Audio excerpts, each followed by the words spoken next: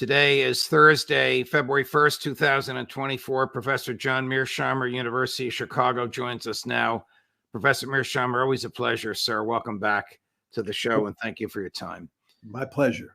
I want to spend most of our time on the latest events in Israel and the corresponding events in the United States involving the president. But before we do, just a couple of questions, if you wouldn't mind, on Ukraine. Within the past 24 hours, the EU has announced 50 billion euros, 54 billion US dollars approximately, in aid to Ukraine. That, of course, required twisting the arm of President Viktor Orban of Hungary, and apparently they did twist his arm in a rather ugly way. So I'm wondering if you can weigh in on this. How did they get Orban to go along? And what is Ukraine, which is about to lose its chief military guy and which is in desperate need of manpower, going to do with $50 billion worth of second-rate military equipment? A couple of points. First of all, they did twist Orban's arm. They coerced him into accepting this deal. And he really had no choice because Hungary is a small country and they could cause Hungary great economic harm if he didn't go along with the deal. So he went along with the deal. But that brings us to the question of what does this mean for Ukraine? First of all, it's $50 billion, $54 billion over 4 years. But more importantly, that money is not for military equipment. That money is basically money that's designed to keep the government in Kyiv afloat. So it's not like we're giving them money to buy weapons. And even if we did give them money to buy weapons, there are not many weapons to buy. As you and I have talked about on numerous occasions, the problem is that the West doesn't have an industrial base that can spin off large numbers of weapons that it can give to the Ukrainians so that it can stymie these Russian attacks. This is the real problem here. So in the end, this money is not going to have much impact on what happens on the battlefield. And this war will continue to go in Russia's favor as a consequence, because it is a war of attrition. The Russians have a significant manpower advantage, and they have a huge and growing advantage in terms of weaponry. Did the EU actually threaten to wreck the Hungarian economy and cause innocents to suffer because the president is standing on a sound principle that the Ukraine's going to lose anyway? Why should we waste our money there? Sure. This is the way the United States operates all the time when countries balk at doing what we want them to do. This is why we have sanctions on so many countries around. Was the U.S. involved in this EU threat to Orban? No, I think the United States was surely on the sidelines. I mean, Orban knows that the Americans dislike him as much as most of the countries in the EU dislike him. But the fact is that Hungarian is in a precarious economic situation, in good part because of this war, and therefore it is vulnerable to economic coercion. And the EU is desperate enough to get that money to Ukraine that it was willing to play hardball with him, and they played hardball. So this, because it's cash and not military equipment, this is a field day for the corruption masters in Kyiv. Well, this is one of the two reasons that Orban did not want to give the money to Ukraine. He said this is the most corrupt country, or one of the most corrupt countries in the world, and giving them a huge chunk of money like this is like throwing money down a rat hole. And then the second reason that he didn't want to give money to Ukraine is that he thought that this was a lost cause. And the whole idea that you're going to use Ukraine to bleed the Russians white makes no sense at all. And in that regard, I think he was absolutely right. And of course, he was absolutely right on the first point as well. Right. Ukraine is a country. Right. And do you know if, contrary to American cash aid, there is an inspector general for the EU to certify where the cash goes, or does zeros just show up in the government's account in a Kyiv bank and they can draw down against it as they see fit? My understanding is they have very limited capability to assess what Ukraine does with the money. There's no evidence that there's a serious mechanism in place for the EU to check exactly where that money goes. So I think a lot of it will be siphoned off. What is happening to General Zaluzhny, whom you and others have said has been fairly well respected in the international military community? Is President Zelensky's threat to fire him serious? Is he on his way out? And if so, do you know why? Yeah, I mean, first of all, he is very popular inside of Ukraine. He's very popular in the military, but also in the broader population. His population ratings are over 80%. Mm. They're significantly higher than Zelensky's. And Zelensky doesn't have bad poll ratings. I mean, he's not in the class of Joe Biden. He has quite good poll ratings, but Zelensky has much better poll ratings. So you want to understand that when Zelensky goes after Zelensky and says he wants to fire him, this is a really tricky matter. Now, what's the basis of the disagreement? According to news reports, there's sort of two big issues.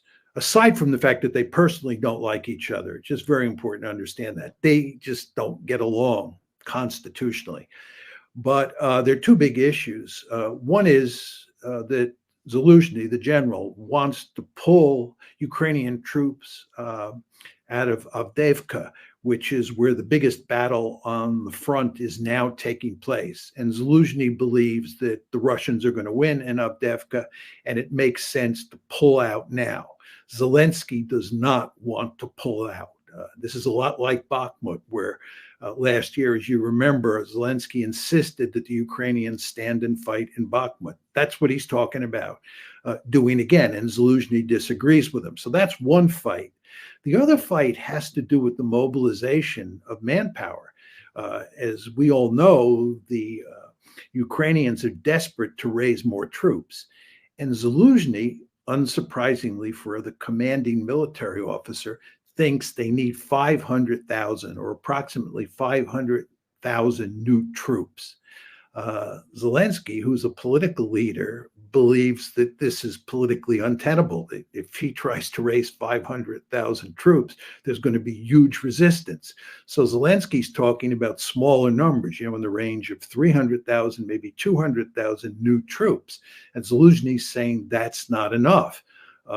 So you have a big dispute between the two of them on this mobilization issue and on the whole question of whether to withdraw troops or not from Avdiivka. And this has led Zelensky to try to fire Zelensky. And he's been unsuccessful so far. And the final dimension I would add to this that shows you what a total mess it is that if he fires Zelensky, he could probably get away with it if he had a popular replacement. In other words, if there was a general in the wings that he could call on to replace Zelensky.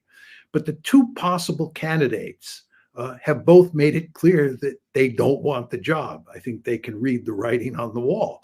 So if he gets rid of Zelensky, I don't know who he's going to put in his place. But I think whoever is put in that position is not going to help Zelensky very much. All of this is to say Zelensky is in deep trouble. Do you know, Professor Mearsheimer, if under Ukrainian law he can unilaterally fire him, or does he need the approval of some legislative or administrative body? I think, I underline the word think, that he can unilaterally fire him. It's like the situation with Harry Truman and Douglas MacArthur. You remember that MacArthur was summarily dismissed by Truman. Right. I mean, Zelensky is the commander in chief. And this is why he can say, we're going to keep the troops in Eastern Ukraine. We're not going to withdraw any troops from Avdiivka.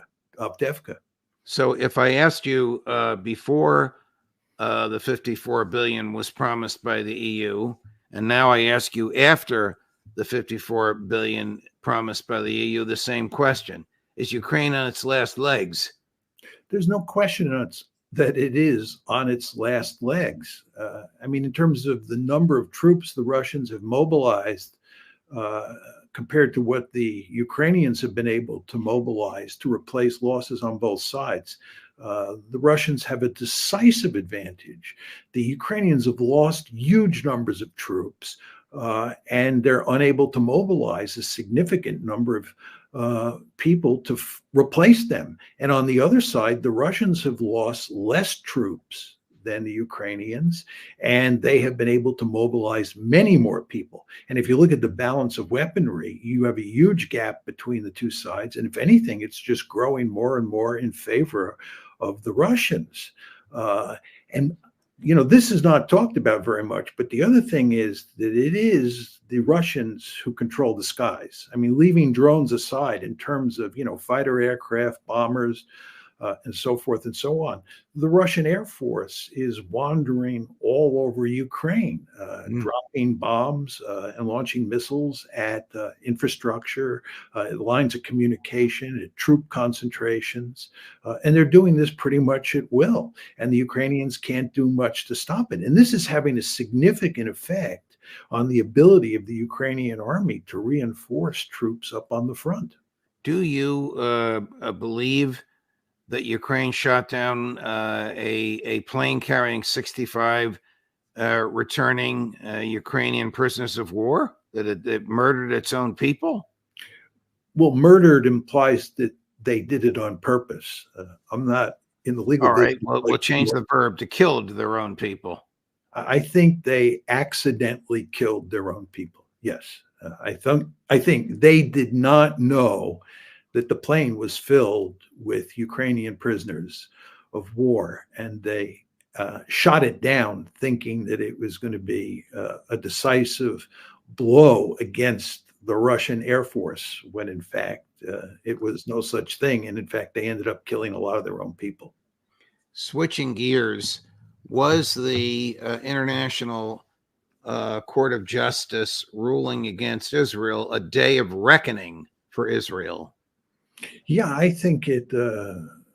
I was really surprised at how hard hitting the ruling was, or the order was.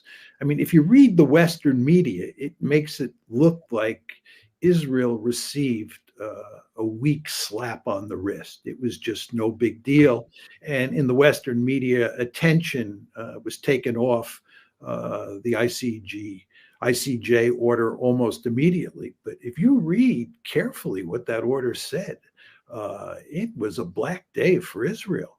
You want to remember that what the court said was that there is plausible evidence that Israel has the intention to commit genocide, and there is plausible evidence that Israel is in the process, in terms of its actions, in committing genocide.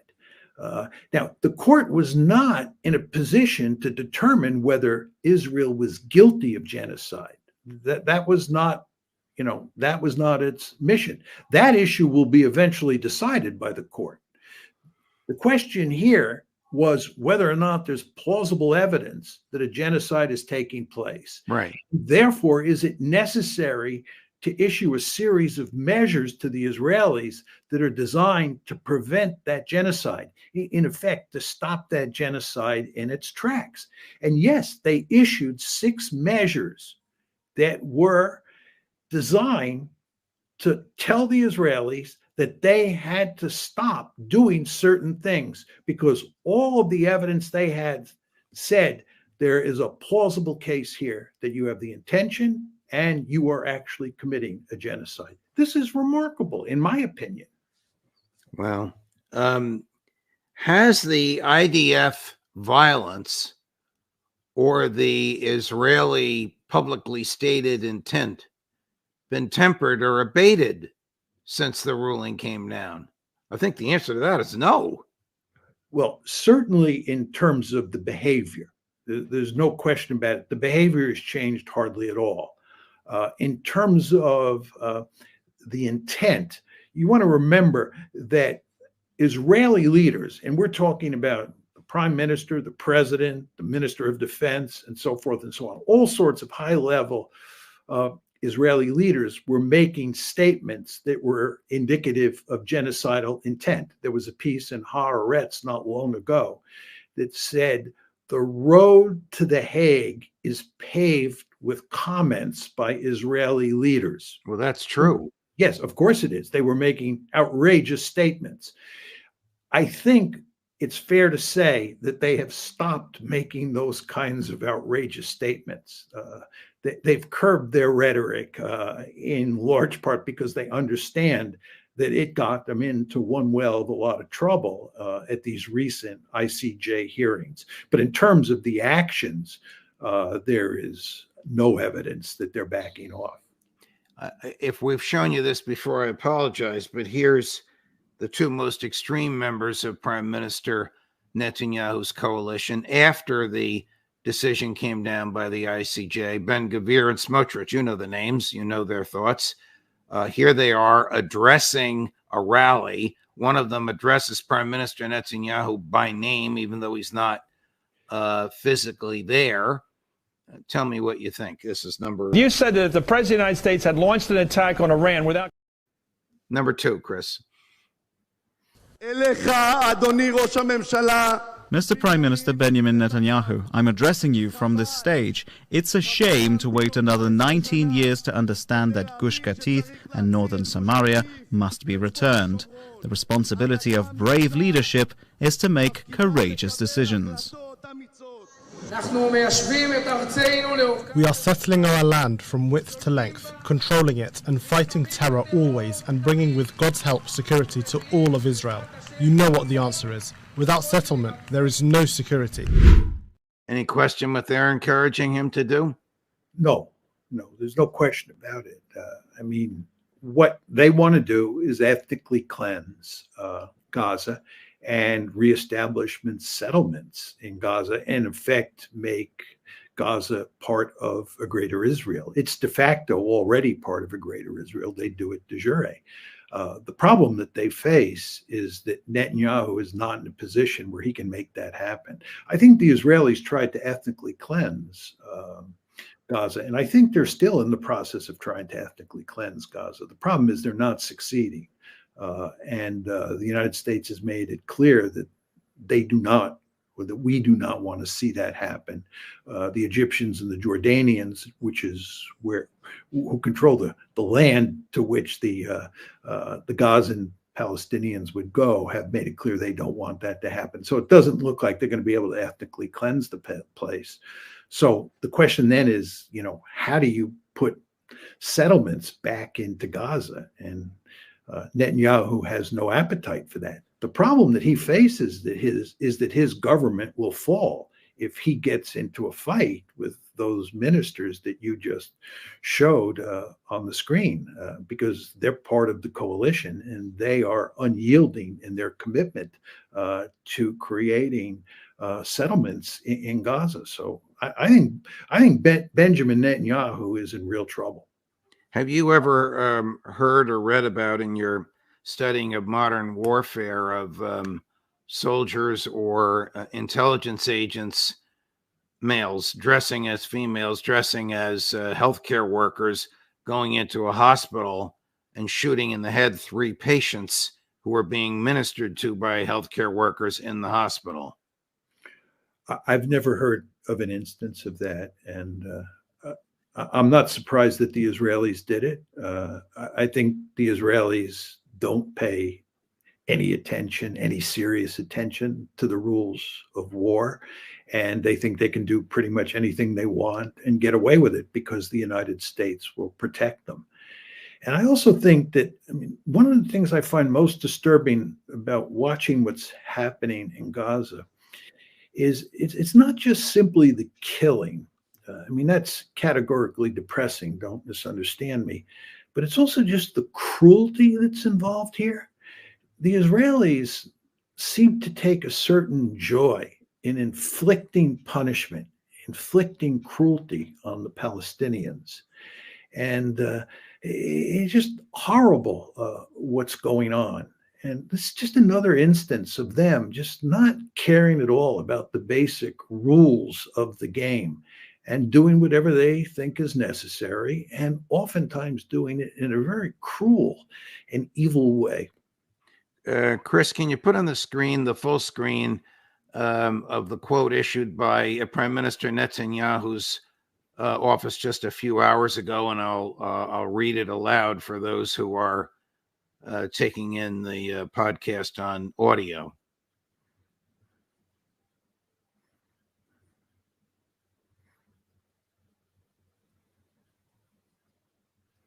Coming up. This is a statement by Prime Minister. Here it is. Prime Minister Netanyahu responded to U.S. President Joe Biden's decision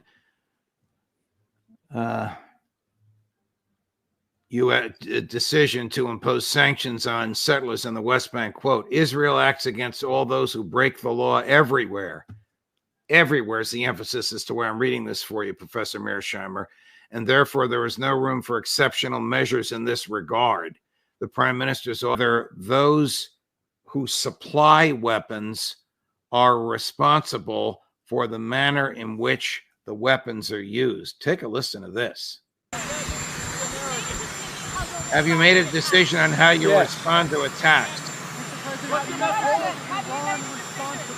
Do you hold Iran responsible for the deaths of 3 Americans? I do hold them responsible in the sense that they're supplying the weapons to the people who did it.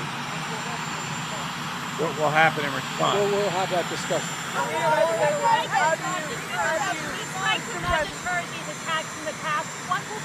What's different this time? We'll see.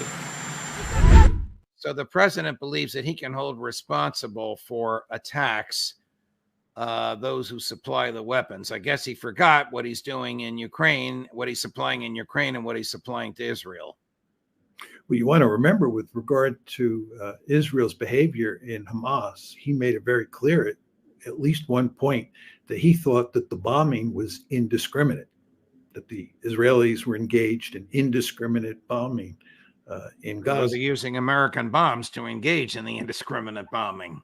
Yes. And I would also note to you that, and we've talked about this before, that the Israelis are dropping 2,000 and 1,000 pound bombs in areas that are filled with civilians, and the end result is that they're killing huge numbers of civilians.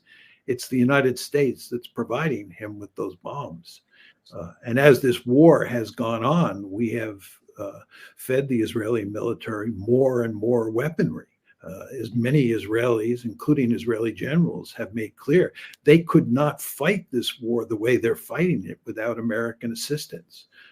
This is why, on the whole subject of genocide, the Americans are complicitous. The Americans are absolutely complicit. I mean, we're violating federal law, which prohibits us from giving military assistance to countries that engage in genocide. What happens if, in response to the deaths of the 3 American soldiers at Tower 22, wherever it is, whether it's in Syria or Jordan or at the border or close to the border, and the injury of 34 or so others, the president attacks Iran or Iranian assets in Iraq?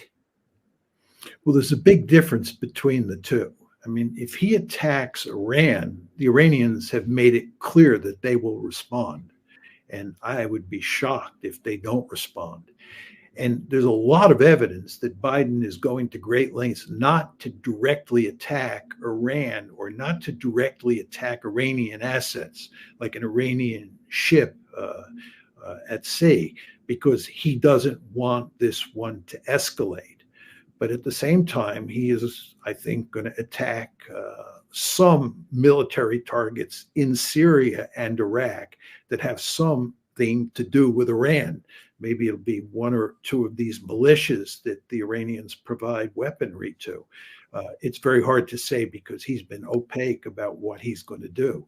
But I think he has to respond, and he has to respond against targets that have some relationship to Iran. But at the same time, I think he's going to go to great lengths to avoid attacking Iran. Here's Secretary of State Blinken, cut number 5, Chris, being rather ambiguous, but you'll see. It's nothing new from him, but I'm anxious to hear your thoughts. The president said this, I think, virtually from day one. To anyone who would try to use the crisis in the Middle East, the conflict in the Middle East, to sow further instability and to use it as an excuse to attack our personnel. We will respond. We will respond strongly. We will respond at a time and place of our choosing. And obviously, I'm not going to telegraph what we might do in this instance or get ahead of the president, but I can, again, tell you that, as the president said yesterday, we will respond. And that response could be multi-leveled, come in stages, and be sustained over time. I don't know, maybe it's just the way I view his personality. Maybe it's his personality. It seems like he's always hand-wringing, and there's always an apologetic tone to what he says. If Joe Biden waits 2 weeks before responding, does he remove the sting of the response? Does he undermine the domestic political benefit of the response? I don't know that it really matters whether he does it now or he does it in a week or 2 weeks. I mean, the belief here is that if we whack Iran or we whack Iranian assets, or we go after the Houthis, or we go after these Iranian-supported militias, that the end result is that they will throw up their hands and quit. We will deter them. The purpose of this military action is to produce deterrence in the region so as to avoid escalation. My view is you get exactly the opposite. This is why he doesn't want to bomb Iran, because he understands the Iranians will retaliate. So any use of military force here is just likely to lead to further escalation. You know, I just want to say one thing about what's going on here. If you listen to Blinken, Israelis are responsible for this mess because of the failure to give the Palestinians a state of their own. And given the way they treated the Palestinians, both in Gaza and in the West Bank. And they are a strategic liability for the United States. Israel is a strategic liability for the United States. Now, that's an argument that Israel and its supporters do not want to hear for 1 second. So what you have to do is engage in blame shifting. And the question is, who are we going to blame? If we're not going to blame the Israelis, we got to blame somebody else. So who do they blame? They blame Iran. And if you want to see this in spades, just read the Wall Street Journal every day. This template that I'm laying out for you now informs almost every article, op-ed, and editorial you'll find in that newspaper. Professor Mearsheimer, thank you very much. And thank you for that very courageous and insightful description of how we got to where we are in the last 3 or 4 minutes. We will cut that clip and run it so that those that don't have the time to watch this full, very insightful interview can hear the summary of it that you just made. Thanks so much. We look forward to having you back next week, my friend. Likewise. Thank you.